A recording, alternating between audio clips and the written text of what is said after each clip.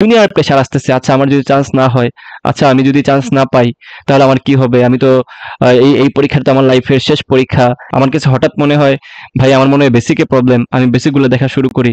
ভাই আমার কাছে হঠাৎ মনে হয় আমি পরীক্ষার হলে প্যানিক অ্যাটাক করি, তো আমি বেশি বেশি পরীক্ষা দেই।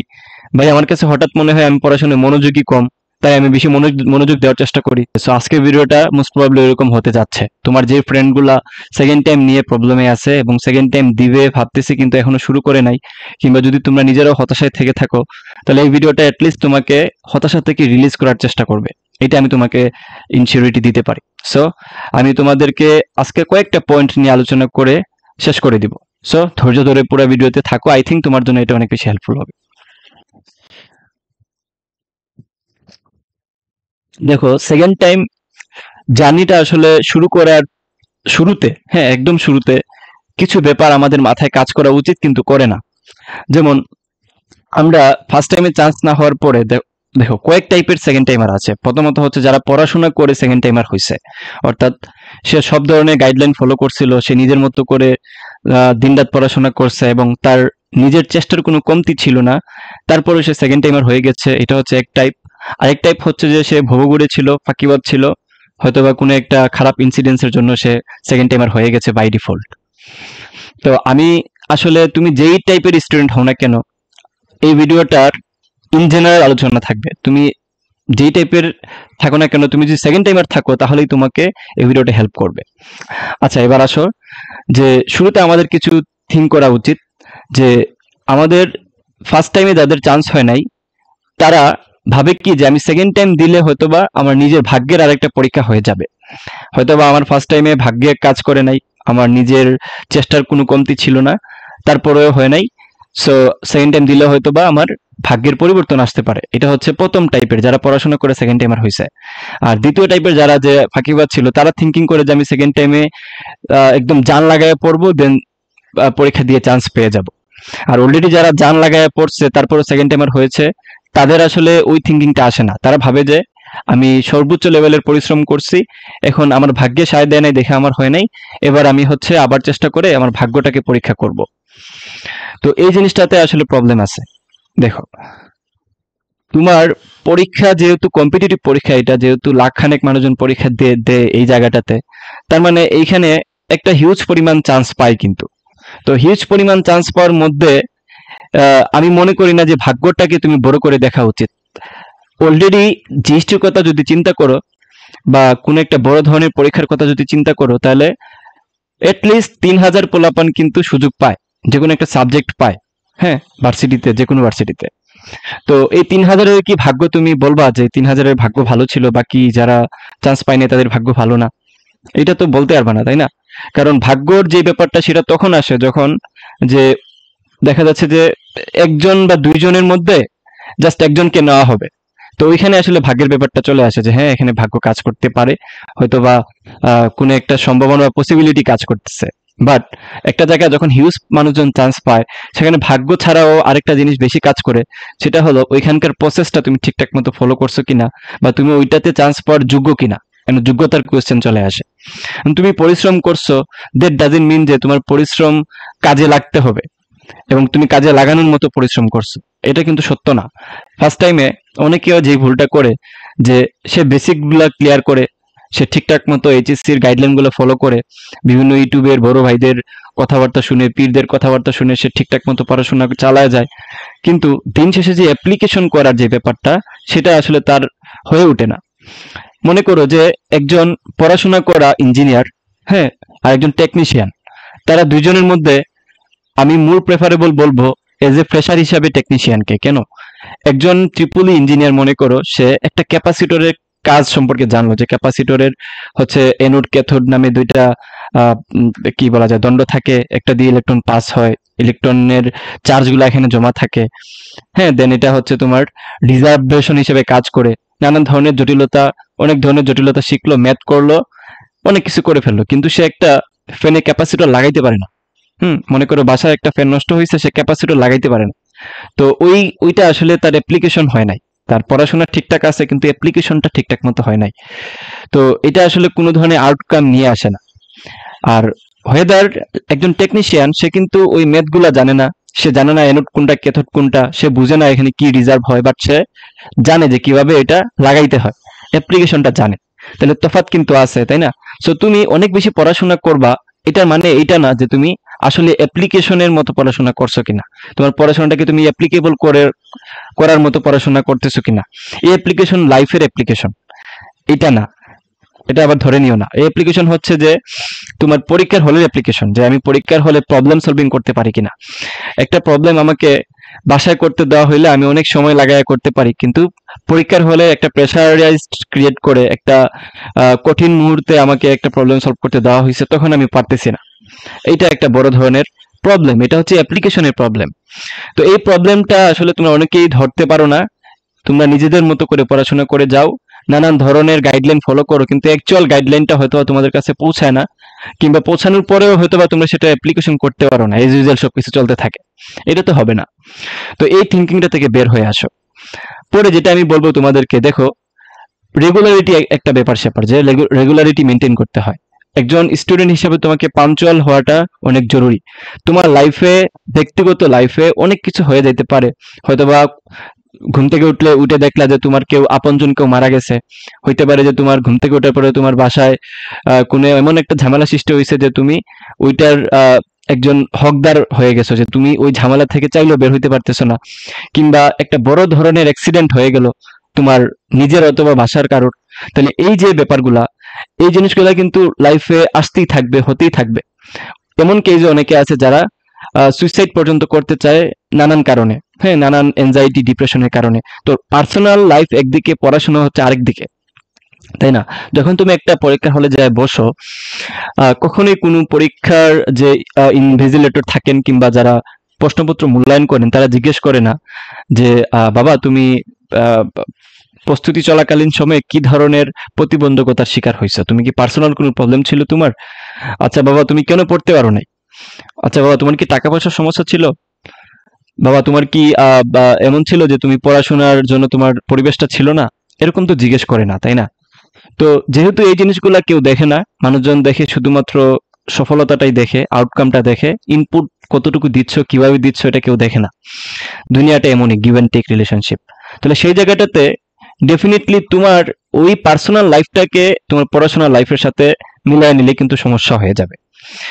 এই যে যেটা বললাম যে রেগুলারিটি বা পাঞ্চুয়াল থাকা, যে ব্যাপারটা, যে তুমি লাইফে যাই কিছু হয়ে যাক ভাই, তুমি প্রতিদিন একটা সময় তোমাকে পড়াশোনা করাই লাগবে, এটা তোমার একটা হ্যাবিটে পরিণত করা উচিত বলে আমি মনে করি। অ্যাটলিস্ট অ্যাডমিশন সময়টাতে, যে লাইফে যাই হয়ে যাক, এনিথিং যেটা তোমার হয়তো বা মেনে নেওয়াটা কষ্ট হয়ে যায়, কিন্তু তারপরেও তোমার পড়াশোনার জায়গায়, পার্সোনাল লাইফের জায়গায় এই যেই তফাৎটা, ডিফারেন্সটা যারা করতে পারে, তারা আসলে অনেক ভালো করে, তারাই আসলে চান্স পায় বেশিরভাগ সময়টাতে। এটা আমি বলতে পারি, এটা আমার লাইফের, নিজের লাইফের অভিজ্ঞতা থেকে বলতেছি। এখন তুমি যদি মনে করো যে আমার লাইফে তো এটা ঘটতেছে, আমার ফ্যামিলি তো এই প্রবলেম আছে, তাহলে আমি কিভাবে পড়বো? আমার লাইফে তো এই স্ট্রাগলটা চলে আসছে, আমি কিভাবে পড়বো? তাহলে এই যে তুমি চাও কি, যে তোমার এই কষ্টটার কারণে তুমি চাও যে একটা বেনিফিট পাইতে, যে আমি এই ধরনের প্রতিবন্ধকতায় আছি, তাহলে আমার এক্সট্রা কিছু বেনিফিট পাওয়া দরকার, যেটা অন্য কারোর লাইফে ঘটতেছে না, আমার লাইফে ঘটতেছে, আমি অনেক কঠিন পরিস্থিতিতে পড়ে গেছি, তাহলে আমি এটা থেকে এক্সট্রা একটা বেনিফিট পাওয়া উচিত। আমি ওদের থেকে হয়তোবা কম পড়লাম, কিন্তু আমার লাইফে একটা মিরাকল ঘটে যাক, আমি কষ্ট করছি যেহেতু, আমার লাইফে অন্যদের থেকে ভালো কিছু হয়ে যাক। কিন্তু ব্যাপারটা এমন না, পরীক্ষার হলে সবাই সমান, টিচারদের চোখে সবাই সমান পরীক্ষার হলটাতে। তাহলে ওইখানে তুমি যেহেতু তোমার বিগত পার্সোনাল লাইফের কিছুই কেউ জানতে চায় না, দেখতে চায় না, তোমার পার্সোনাল লাইফে যাই ঘটে যাক, যত মেসাকার হোক, যত টক্সিসিটি তৈরি হোক, যেহেতু কেউ ওইটার খোঁজ রাখে না, তাহলে তোমারও উচিত এই জিনিসগুলা এক জায়গায় রাখা, আর পড়াশোনার ব্যাপারটাকে আরেক জায়গায় রাখা, রেগুলারিটি মেনটেন করা। সেকেন্ড টাইমার যারা আছো, তারা এটা মাথায় রাখো অ্যাটলিস্ট, যে আমি যাই হয়ে যাক ভাই আমার লাইফে, আমি প্রতিদিন 3 থেকে 4 ঘন্টা, অথবা তোমার যেই সেট করা আছে, যেই টাইমটা আমার গাইডলাইন ক্লাসগুলোতে আমি যেটা বলছি, ওই সেট করা টাইমটাতে যাতে তোমার দুনিয়া যাই কিছু হয়ে যাক, তুমি যাতে পড়াশোনার মধ্যে থাকো, তুমি যাতে পড়াশোনা থেকে কেউ তোমাকে এই জায়গাটা থেকে সরায় নিয়ে আসতে না পারে। এখন বলবা যে লাইফ ভাই এত রোবোটিক ভাবে তো ভাই চলে না, প্রতিদিন তো এটা সম্ভব হয় না। তোমার সিস্টেমটা তো ভাই রোবোটিকই, তোমার সিস্টেমটা কি নর্মাল কোনো মানুষের সিস্টেম 1 ঘন্টার পরীক্ষায় 100টা এমসিকিউ দিয়ে ক্যালকুলেটর ছাড়া দ্রুত সলভ করতে বলে, এটা কি কোনো নর্মাল প্রসেস? এটাই তো একটা রোবোটিক একটা প্রসেস। তাহলে তোমার সিস্টেমটা যেহেতু রোবোটিক, তাহলে তোমাকে কেন রোবট না হওয়া থেকে তুমি নিজেকে বিরত রাখবা? তোমাকে রোবোটিক হয়ে যাইতে হবে।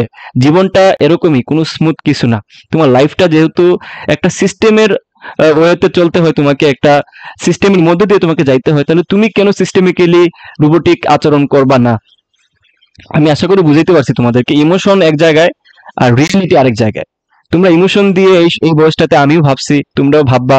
বয়স যত বাড়বে তোমাদের, লাইফ যত আগাইতে থাকবে, তত বেশি তোমরা কিন্তু ইমোশনাল ব্যাপারগুলা থেকে রিয়েল লাইফ আলাদা করতে শিখবা। অনেক বেশি মেচিউর হওয়া শিখবা। যত বেশি মেচুরিটি তোমাদের মধ্যে আসবে, তত বেশি তুমি লাইফে এগিয়ে যাবা। এমনটা ভাইবো না যে ভাই আমার লাইফে বিরাট সমস্যা সৃষ্টি হয়েছে, আমার লাইফে তো অন্যদের মতো না, আমার লাইফ অনেক কঠিন একটা বাস্তবতার মধ্যে পড়ে গেছি, আমি তো অন্যদের থেকে আলাদা, আমি তো সবার মতো সুযোগ সুবিধা পাই নাই, আমি তো সবার মতো না। তাহলে এইটা দিয়ে আসলে কোনো লাভ নাই বইলা, তাই না? যতক্ষণ পর্যন্ত না তুমি সাকসেস হচ্ছ। তোমার লাইফ আলাদা, সবার লাইফই আলাদা, তাই না? অন্যরা ভালো পজিশনে আছে, অন্যদের লাইফ অনেক স্মুথ, অন্যদের ফ্যামিলিতে কোনো প্রবলেম নাই, এটা তোমার দেখে আসলে লাভ নাই, তাই না? তার লাইফ হচ্ছে তার, আর তোমার লাইফ হচ্ছে তোমার। এখানে কোনো জাজমেন্টের সুযোগ নাই যে ভাই তুমি অনেক কষ্ট করে বড় হইছো, তোমার লাইফে অনেক কঠিন বাস্তবতা আসছে, ওকে ফাইন, তুমি এই বেনিফিটটা তুমি তার থেকে বেশি অর্জন করো, বা এই বেনিফিটটা তুমি তার থেকে বেশি নাও। কেউ বলবে না, কোনো জাজমেন্ট, কোনো জুডিশিয়াল কোনো বোর্ড নাই যে তোমাকে এই ধরনের বেনিফিটটা দিবে। তো লাইফটা যেহেতু নিজের সেলফ ডিপেন্ডেন্ট একটা লাইফ তোমার, তুমি যা করবা সব তোমার নিজের উপরেই পড়বে, যা ইফেক্টটা, কিছু কিছু ইফেক্ট ফ্যামিলিতে পড়বে। তাহলে ওই জায়গাটাতে কেন তুমি লজিক্যাল থিঙ্কিং করবা না যে ভাই আমার পার্সোনাল লাইফ এক জায়গায় আর আমার পড়াশোনা হচ্ছে আরেক জায়গায়, যেহেতু আমার পরীক্ষার হলে সবাইকে একভাবে মাপা হচ্ছে, তাহলে আমি কেন আমার পার্সোনাল লাইফ এবং পরীক্ষার যেই প্রস্তুতি দুইটা একসাথে গুলায় ফেলবো? তাহলে আই থিঙ্ক তুমি এই জিনিসটা বুঝতে পারছো। এটা যত সময় যাবে আরো বেশি বুঝবা। আচ্ছা, এবার আসা হচ্ছে যে তুমি বুঝলা যে তোমার পড়াশোনার যে পাঞ্চুয়ালিটি, এটা তোমার মেনটেন করা উচিত। এবার আসো যে ভাইয়া, পাঞ্চুয়ালিটি তো মানলাম, ঠিক আছে, কিন্তু আমি আমার প্রবলেমগুলো ডিফাইন করতে ব্যর্থ হয়ে যাচ্ছি। দেখা যাচ্ছে ফার্স্ট টাইমে আমি ওই সকল জিনিসগুলা করছি যতগুলা জিনিস আমার পক্ষে করা সম্ভব। আমার কাছে হঠাৎ মনে হয়, আমার মনে হয় বা শর্টকাটে প্রবলেম, সো আমি শর্টকাট গুলো শেখার চেষ্টা করি। আমার কাছে হঠাৎ মনে হয় ভাই, আমার মনে হয় বেসিকে প্রবলেম, আমি বেসিক গুলো দেখা শুরু করি। ভাই আমার কাছে হঠাৎ মনে হয় আমি পরীক্ষার হলে প্যানিক অ্যাটাক করি, তো আমি বেশি বেশি পরীক্ষা দেই। ভাই আমার কাছে হঠাৎ মনে হয় আমি পড়াশোনায় মনোযোগী কম, তাই আমি বেশি মনোযোগ দেওয়ার চেষ্টা করি। ভাই আমার কাছে হঠাৎ মনে হয় আমি বেশি বেশি ইলেকট্রিক ডিভাইস অর্থাৎ সোশ্যাল মিডিয়াতে আমি সময় দিয়ে দেই, আমি সবকিছু ডিলিট করে আবার মনোযোগ দেই। তাহলে ভাই আমি না আসলে কনফিউজ যে আমার কি করতে হবে, কি করা লাগবে, এখন কি চেঞ্জ আনতে হবে, আগের সাথে এখনের যে তফাৎটা, এটা কি আসলে আহ, তফাৎটা এক্সিস্ট করে, এটা আমি বুঝি না। তাহলে এই যে সমস্যাটা, এটা সমাধানের একটা উপায় কি? তুমি তোমার নিজের সম্পর্কে জানতে হবে, তোমার নিজেকে দেখো। অন্য কেউ তোমার, এটা আমি আরেকটু যদি স্পেসিফিক্যালি বলি, তোমার আম্মু কিংবা আব্বু তোমাকে অতটাও চিনবে না যতটা তুমি তোমার নিজেকে চিনবা। তো নিজেকে কোয়েশ্চেন করো, নিজের সাথে সময় কাটাও, নিজেকে সময় দাও। এটা আমি বলবো যে দেখো, নিজেকে একটা সার্টেন টাইম দেওয়া উচিত, অ্যাটলিস্ট নিজেকে বোঝার জন্য। তোমার প্রবলেমটা দুনিয়ার কেউ বুঝবে না আল্লাহ তাআলা ছাড়া।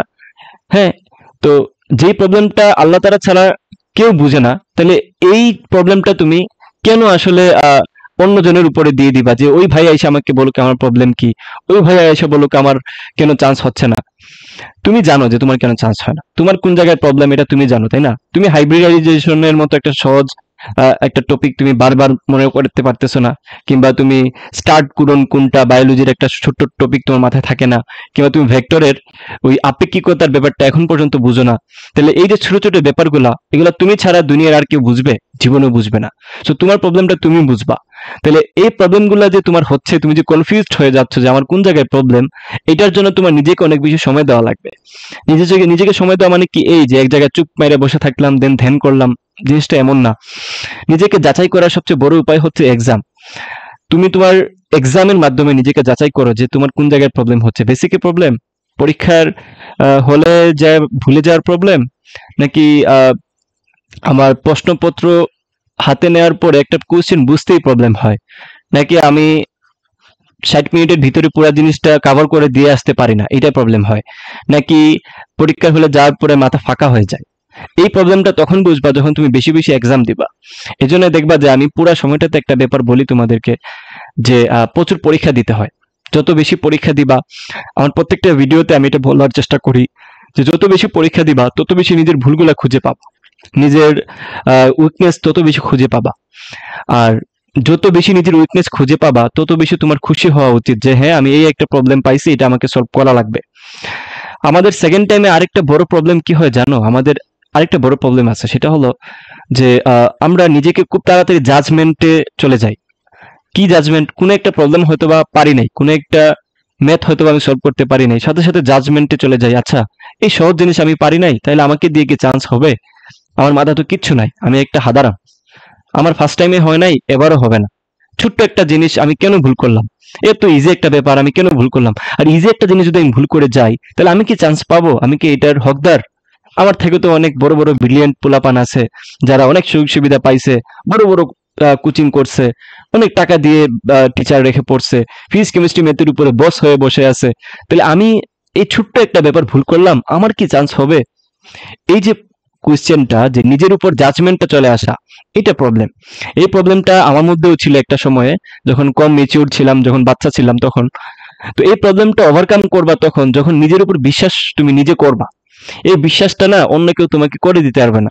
ওই বিশ্বাসটা কিভাবে আসবে? ওই বিশ্বাসটা তখন আসবে যখন তোমার থিঙ্কিং লেভেলটা ওই লেভেলে থাকবে যে ভাই আমার লাইফে আমি একজনই, আমি ইউনিক, আমি আলাদা, আমার লাইফ আমারই, আমাকে হচ্ছে পরিশ্রম এবং হার্ডওয়ার্কিং এর মাধ্যমে অর্জন করতে হবে কোনো কিছু।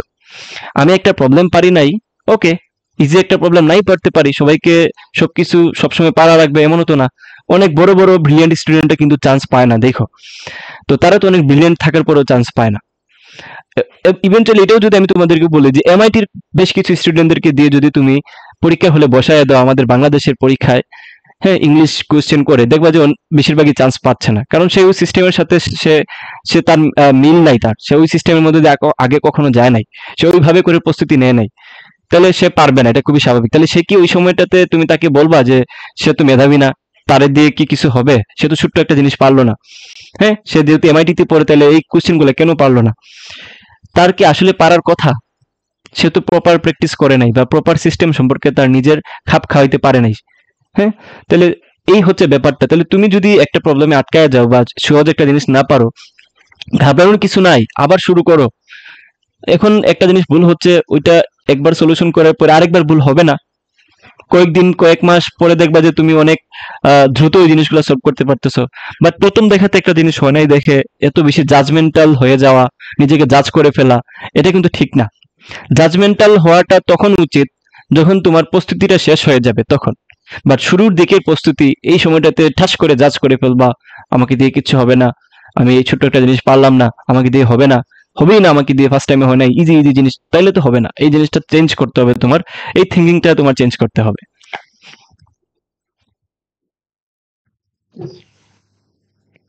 দেখো, আরেকটা প্রবলেম আমি তোমাদেরকে বলি সেকেন্ড টাইমের, আমি আশা করি তোমরা বিরক্ত হচ্ছে না। তোমরা যারা শুনতে চাও তারা আই থিঙ্ক মন দিয়ে শুনতেছো, খেয়াল করো। সেকেন্ড টাইমে আরেকটা প্রবলেম হচ্ছে কি, যে প্রপার ওয়েতে না গাইতে পারা। দেখো, তুমি যখন ফোকাসড হইলা পড়াশোনায়, তুমি যখন ডিটারমাইন্ড হইলা পড়াশোনার ক্ষেত্রে, সবকিছু ঠিকঠাক মতো আছে, পাঞ্চুয়ালিটি ঠিক রাখলা, জাজমেন্টাল মাইন্ড তোমার চলে গেল, পজিটিভিটি চলে আসলো, এখন আসলো গাইডলাইন ফলো করতেছো কিনা। যেহেতু এই যে শুরুতে বললাম যে এমআইটি স্টুডেন্টরাও দেখবা যে এখানে চান্স পাচ্ছে না, এটা সত্য জিনিস। তারা এই সিস্টেমের সাথে, এই তারা 60 মিনিটে 100টা এমসিকিউ দিয়ে অভ্যস্ত না। সো দ্যাটস তারা চান্স পাবে না।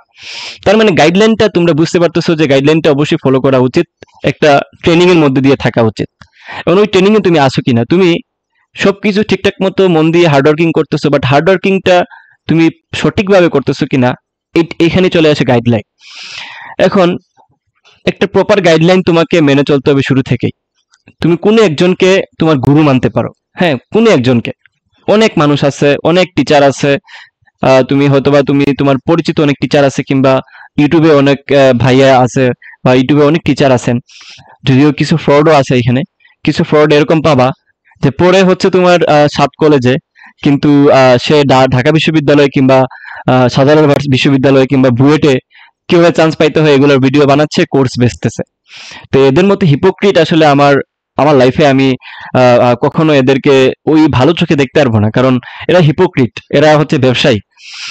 সাধারণ যে পোলাপান, গ্রামের যে স্টুডেন্টরা যারা আছে, যারা আসলে কিছুই জানে না বুঝে না, তখন তাদের ওই মুখরোচক কথাবার্তা কিংবা তাদের এই কনফিডেন্সিয়াল কথাবার্তা শুনে সে ওই জাজমেন্টেই করতে যায় না যে এই ভাইটা আসলে যোগ্যতা কি আছে এই ভাইয়ের। দেখো, সে নিজে পড়ে 7 কলেজে, 7 কলেজকে আমি ছোট করতেছি না, আবারও বলতেছি 7 কলেজ আমি ছোট করতেছি না, কোনো কিছু ছোট না, বাট সে নিজে যেটাতে চান্স পায়নি বা নিজে যেটার জন্য পরিপক্ক ছিল না, সে আসলে তোমাকে ওইটাতে কিভাবে তুমি চান্স পাবা সেটা নিয়ে কিভাবে তোমাকে বলতে পারে, এই জ্ঞানটুকু তোমাদের থাকা উচিত। তো মেন্টর মানবা এমন কাউকে যে আসলে তোমার সাথে যায়, যে তোমার সাথে তোমার ফ্লোতে আসলে পড়ে যায়, তোমার টাইপে পড়ে যায়। এখন গাইডলাইনের কিছু ব্যাপার আছে যে ইউনিক, যেমন বিশ্ববিদ্যালয়ের ক্ষেত্রে তুমি নিশ্চয়ই বুঝতে পারতেছো যে 60 মিনিটে 100টা এমসিকিউ সলভ করে দিয়ে আসতে হয়, সময় কম, জায়গা থাকে না, জিএসটিতে তো আরো জায়গা কম থাকে, একটার সাথে একটা লেগেও যায়। তো যেহেতু তোমাকে ওইভাবে ট্রেনিং করতে হবে, SSTHF 5টা জিনিসের কম্বিনেশনে, shortcut, short space, timing, hand calculation, fast calculation, এই কয়েকটা জিনিসের বা 5টা জিনিসের কম্বিনেশনে তোমাকে সলভ করে দিয়ে আসতে হয় প্রবলেমগুলা। তাহলে তোমার ট্রেনিংটা ওইভাবে হওয়া উচিত। তুমি যাতে প্রত্যেকটা ঘন্টায় তুমি যখন পড়তে বসবা, তুমি এই ট্রেনিংটা যাতে তুমি তোমার হয়, এইটা এনশিওর করাটা অবশ্য তোমার জন্য জরুরি। পড়াশোনার ব্যাপারটা যদি এভাবে নিয়ে নাও যে পড়তেই আসি একটা বই নিয়ে, যত সময় যাচ্ছে, কয় ঘন্টা পড়তেছি, এটাই আসলে তোমার কাছে একটা কনফিডেন্ট তৈরি করে দিচ্ছে, দেন আসল গাইডলাইনটাই ফলো করতেছো না, আসল ট্রেনিংটাই হচ্ছে না, তাহলে ভাই তোমার আসলে এই জায়গায় বড় একটা মিস্টেক হয়ে যাবে, তাই না? এই জন্য আমি মনে করি যে তোমার এই গাইডলাইন গুলো ফলো করা উচিত, এই গাইডলাইনে থাকা উচিত। এই জন্য আমার যে তোমার গ্রুপগুলো আছে, যেমন আমার একটা সেকেন্ড টাইমারদের জন্য একটা গ্রুপ আছে, আমি ডেসক্রিপশনে লিংক দিয়ে দিব।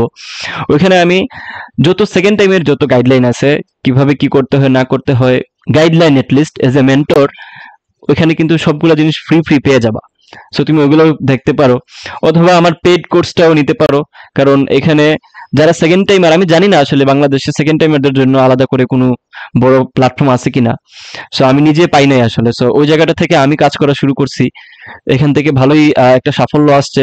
এবার 100 জন প্লাস সাস্টে চান্স পাইছে, হিউজ পরিমাণ মানুষজন চান্স পাইছে, সাস্টের হিউজ পোলাপান আমাকে চেনে অ্যাটলিস্ট, তার মানে বোঝা যায় যে এরা আমাকে আগে থেকে দেখছে, আমার গাইডলাইন গুলো ফলো করছে, স্ট্র্যাটেজি গুলো ফলো করছে।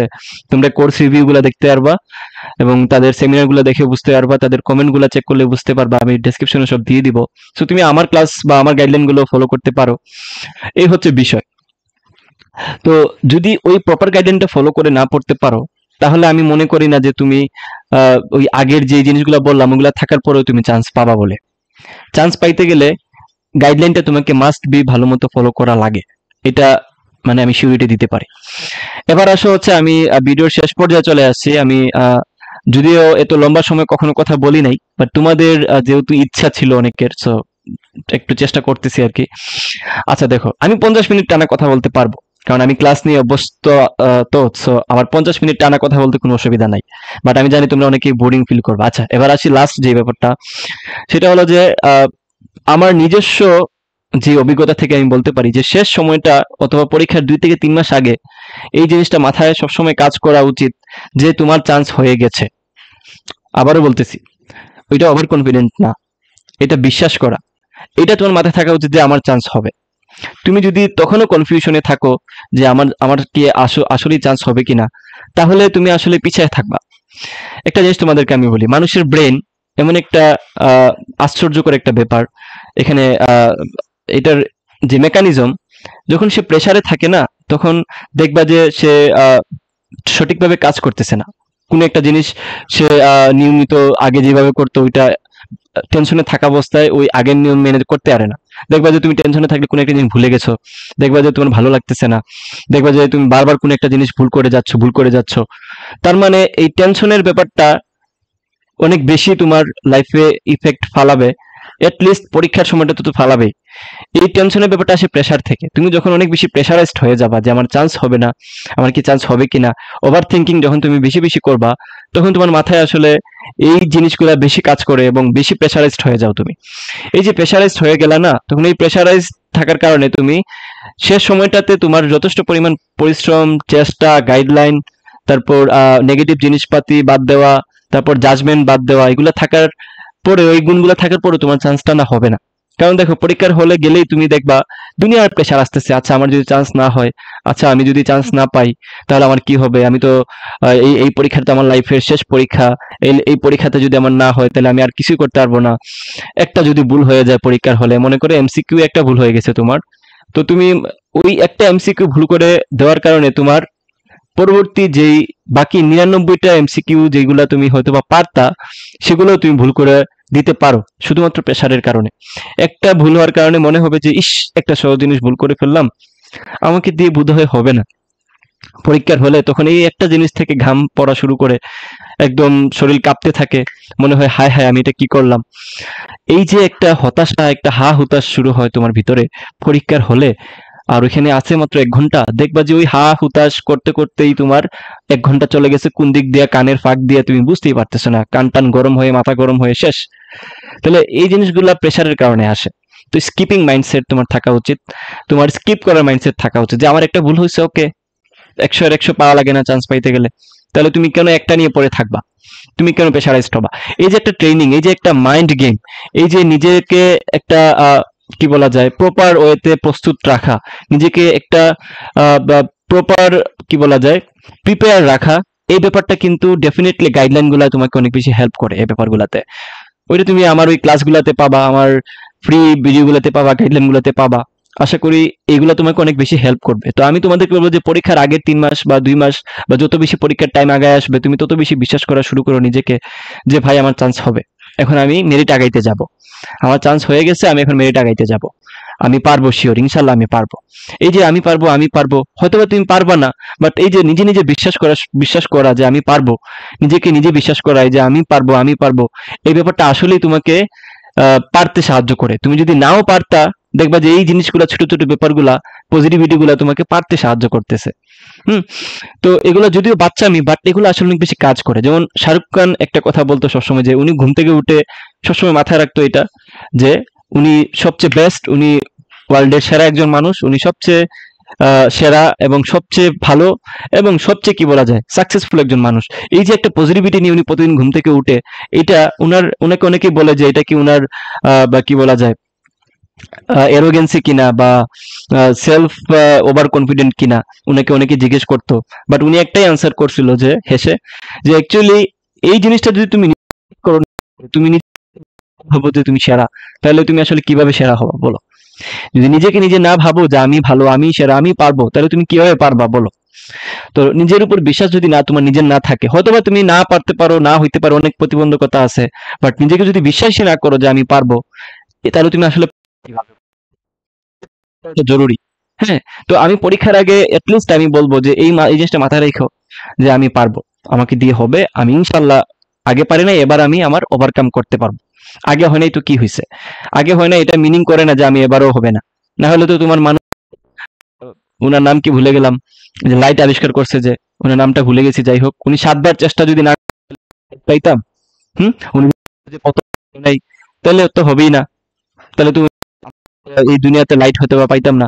আর পৃথিবীতে কোন ফার্স্ট চেষ্টা হয়ে গেছে আমাকে বলো তো? কোন জিনিসটা প্রথমবার চেষ্টা করেই হইছে? তুমি একটা উদাহরণ দিতে পারবা? জীবনেই হবে না। বাংলাদেশের পরীক্ষাগুলো একবার চেষ্টায় হয়ে যায় অনেকের, বাট বাকি সব জিনিসগুলোই কিন্তু অনেকবার, হাজারবার চেষ্টা করার পরে পাওয়া লাগে। সো তুমি ওই জায়গাটাতে যদি ভাবো যে আমি একবার পারি নাই, ২ বার পারি নাই, শেষ, নিজে আর কিছুই পারবো না, ডিমোটিভেটেড হয়ে বসে থাকো, যদি ভাবো যে আমি আসলে কোনো কাজেরই না, সুসাইড করে ফেলবো, তাহলে তুমি এই জীবনটাতে অনেক বেশি পিছিয়ে থাকবা। বিশ্ববিদ্যালয়ে চান্স পাইলেও তুমি অনেক বেশি পিছিয়ে থাকবা, কারণ বিশ্ববিদ্যালয় লাইফটাই কিন্তু শেষ লাইফ না। বিশ্ববিদ্যালয়ের পরবর্তী বিরাট একটা লাইফ আছে, তোমার বিরাট একটা সময় কিন্তু তুমি পাবা, যে সময়গুলোতে আরো অনেক প্রতিবন্ধকতা আসবে, আরো অনেক কিছু তোমাকে ফেস করা লাগবে, আরো কঠিন থেকে কঠিনতর জিনিস তোমার সামনে আসবে। হয়তোবা তখন তুমি ওই জিনিসগুলা সাথে নিজেকে খাপ খাইতে পারবা না। এই জন্য দেখবা যে অনেক পাবলিকান আত্মহত্যা করতেছে, অনেক পাবলিকান মারা যাচ্ছে, বেশিরভাগ আত্মহত্যার ক্যান্ডিডেট কিন্তু ওই পাবলিকানরাই। সাকসেসফুল মানুষরাই কিন্তু বেশিরভাগ মানুষ মারা যায়। এই যে পিঙ্ক ফ্লয়েডের নাম শুনছো তোমরা, এই যে ব্যান্ড যেটা, ওইটাতে সে কিন্তু মাথায় গুলি করে মারা গেছে। তারপর আরো কিছু বড় বড় বিখ্যাত রাইটার, অনেকেই কিন্তু দেখা যায় যে সফলতার শীর্ষে যাওয়ার পরেও নিজের মাথায় নিজে গুলি করে মারা গেছে। আমি কখনো এটা প্রমোট করি না, বাট তোমরা যেহেতু ভাবতেছো যে সাকসেসটাই আসলে মেইন লাইফের, তুমি যেটাকে এখন ভাবতেছো যে বিশ্ববিদ্যালয়ে চান্স পাওয়াটাই জীবনের সব থেকে বড় পাওয়া, তাহলে আসলে তোমার লাইফে আরো কঠিন জিনিস অপেক্ষা করতেছে সামনে। হুম। সাকসেস এবং ভালো থাকা দুইটা কিন্তু সংজ্ঞা আলাদা। কোন একটা জায়গায় চলে যাওয়া মানে সাকসেস, এটা আসলে কখনোই হয় না। কোনো জায়গায় স্মুথ না, কোনো জায়গায় আসলে একদম জান্নাত ছাড়া বাকি কোনো জায়গায় স্যাটিসফিকেশন আসে না, কোনো জায়গায় স্যাটিসফাইং না। তুমি যেখানেই যাও একমাত্র জান্নাত ছাড়া আর কোনো জায়গায় স্যাটিসফাইড হবা না তুমি। সো যে জায়গায় তুমি স্যাটিসফাইড হওয়ার মতো কিছু নাই তোমার, সেই জায়গাটাতে তুমি ওইটাকে জীবনের সবকিছু ভেবে না পাওয়ার কারণে সুসাইড করে ফেলবা। It's not like that. প্রায় 30 মিনিট মনে হয় কথাবার্তা বলছি। সো জানি না তোমরা কতটুকু এখান থেকে শিখছো বা কতটুকু তোমাদেরকে শিখাইতে পারছি, কতটুকু তোমরা এখান থেকে লেসন নিছো। আমি আমার মত জায়গা থেকে চেষ্টা করছি, কোনো কিছু যদি তোমাদের আরো জানার থাকে আমাকে মেসেজ করবা। আর আমার এই গ্রুপগুলাতে যুক্ত হয়ে যাও যাতে ফ্রি গাইডলাইন গুলা পাইতে পারো। সর্বোপরি তোমরা যারা আমাকে দেখো সবার চান্স হোক, সবাই তাদের লাইফের যেটাকে সাকসেস ভাবতেছে বা যেটাকে স্বপ্ন দেখতেছে সেই স্বপ্নের জায়গায় পৌঁছাক। সবার প্রতি অনেক বেশি ভালোবাসা থাকলো। আল্লাহ হাফেজ।